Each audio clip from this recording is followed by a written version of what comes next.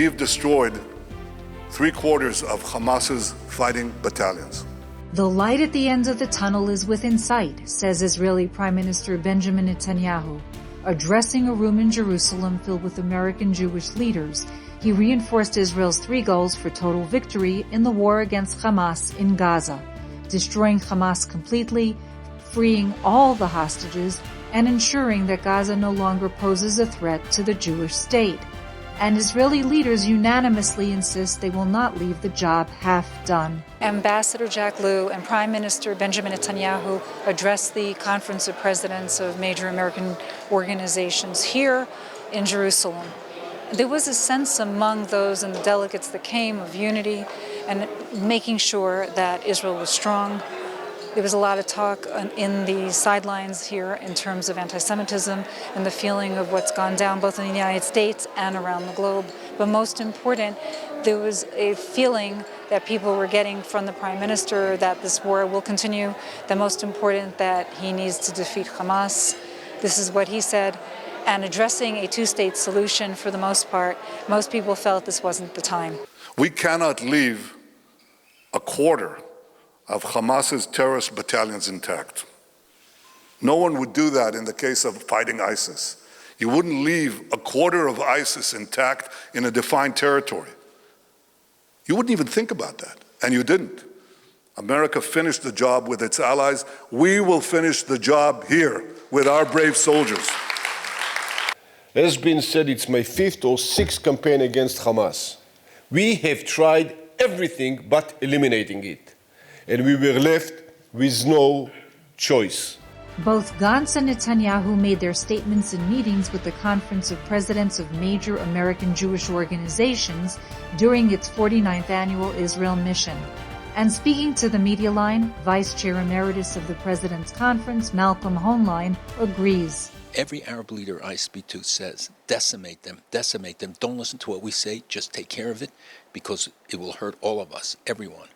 If you care about the Abraham Accords moving forward, if you care about stability in the region, if you care about countering Iran's domination and desire for dominance in the region, then you have to make sure to support actions by the government of Israel and the military of Israel. For this reason, Gantz discussed Israel's resolve in continuing the necessary war, including during the coming Muslim holy month of Ramadan.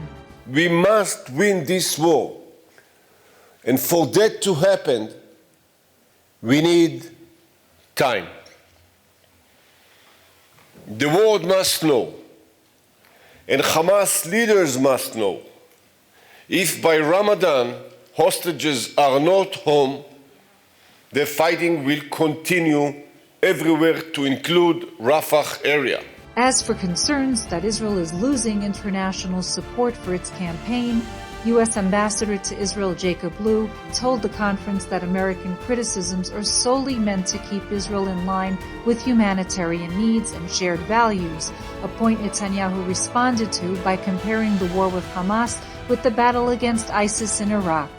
It took America and its allies about 9 months. They achieved the conquest of Mosul and the defeat of the terrorists, and the ratio of those of civilians to combatants killed was about 3-to-1, some say 4-to-1. 10,000 people were killed. We are now down to a ratio of 1-to-1. Look, every civilian casualty is a tragedy.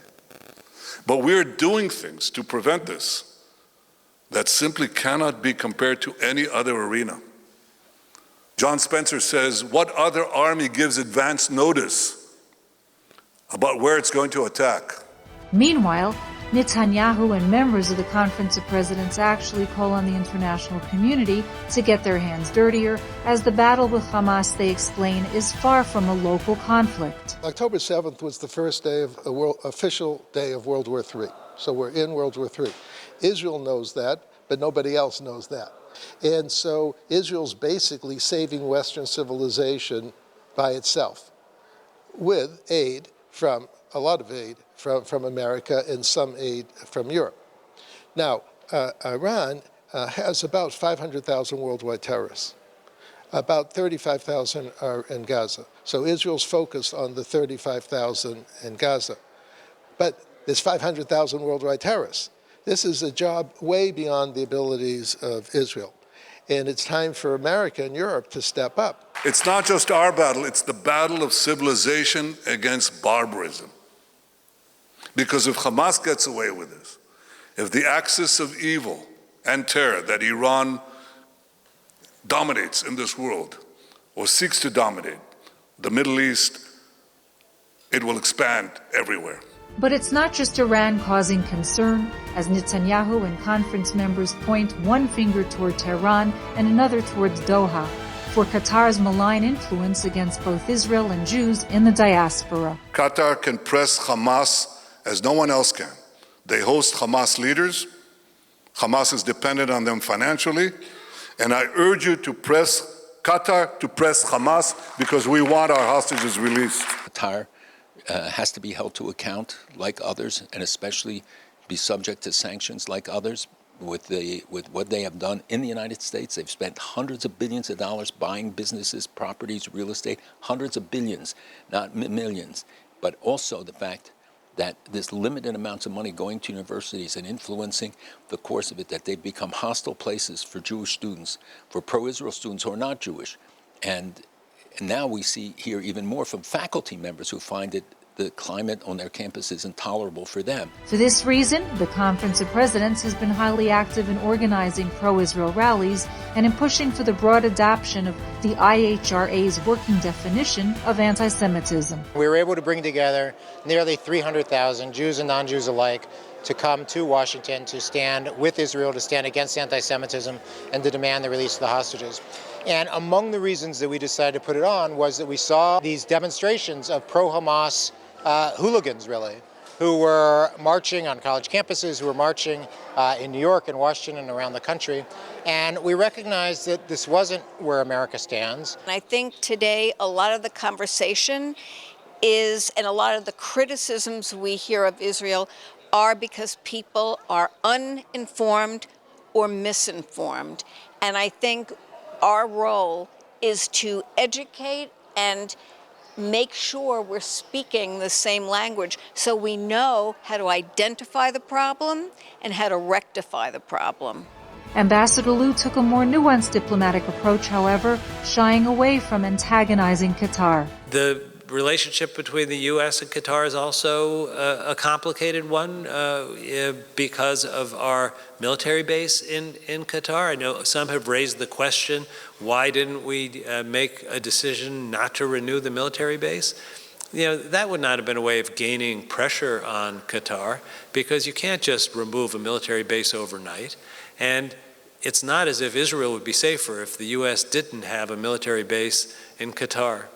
So without defending actions that Qatar might be responsible for that would be objectionable, we have to look at, in a pragmatic way, what the relationship is producing, particularly right now. And right now, first and foremost, is saving the lives of the remaining hostages, and Qatar is central to that. As for plans for the ends of the conflict, Western powers have maintained a desire to see Palestinian independence eventually, but they stop short of calling for a two-state solution per se.